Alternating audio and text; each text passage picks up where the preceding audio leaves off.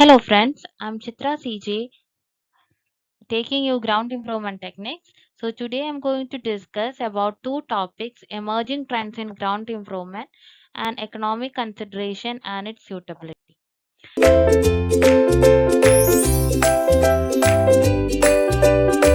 So let's see what are the various methods involved in soil improvement. So first is soil reinforcement. By reinforcing the soil, we can improve its bearing capacity, and the reinforcement can be done through inserting stone columns, soil nails, micropiles can be done by grouting the soil or by inserting geosynthetics fibers, lime columns, vibro concrete columns, etc. And the next technique used is ground improvement by compaction or drainage. That is, we are dewatering the soil which is closer to the water body, or electroosmosis or blasting dynamic compaction. By all this method, we can alter the or we can improve the property. Now next is ground treatment. Ground treatment includes we are inserting the admixtures or catalysts into the soil, and that mixtures are lime, fly ash, or cement or waste materials, or we can also treat the soil by heating it or freezing it. So these are the methods we are adopting to alter the properties of the soil. Factors affecting the choice of improvement method. First is type of soil and geological structure.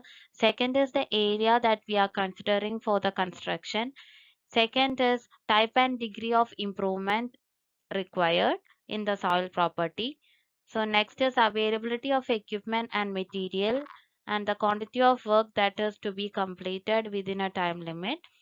Next is environment concern, and that is the possible damage that is to the adjacent structures or pollution of groundwater resources.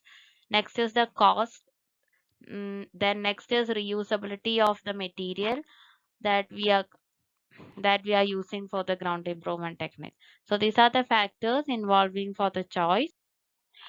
The feasibility of a particular method is strongly related to the type of problem in hand.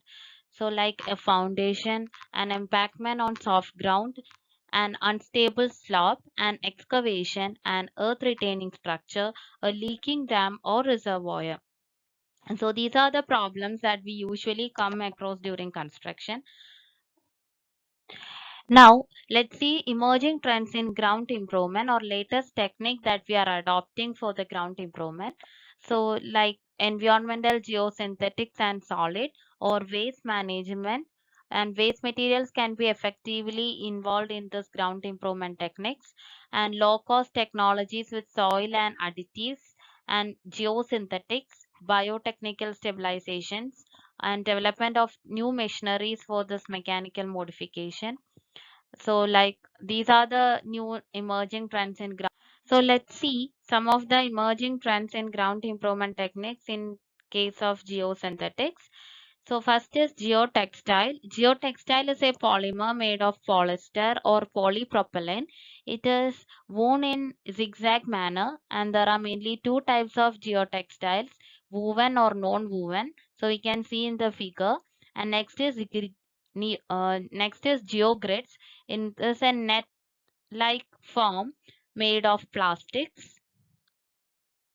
Next is geonets. Geonets are all made of polythene. The molten polymer is pushed through slits in opposite direction to form a net-like structure. Now next is geocomposites, a combination of two or more geotextiles to minimize the leakage and all. So next is cellular confinement system.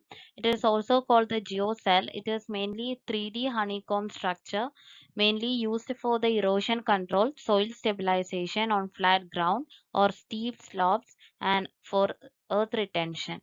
So all these have come as the latest trends in geotextile.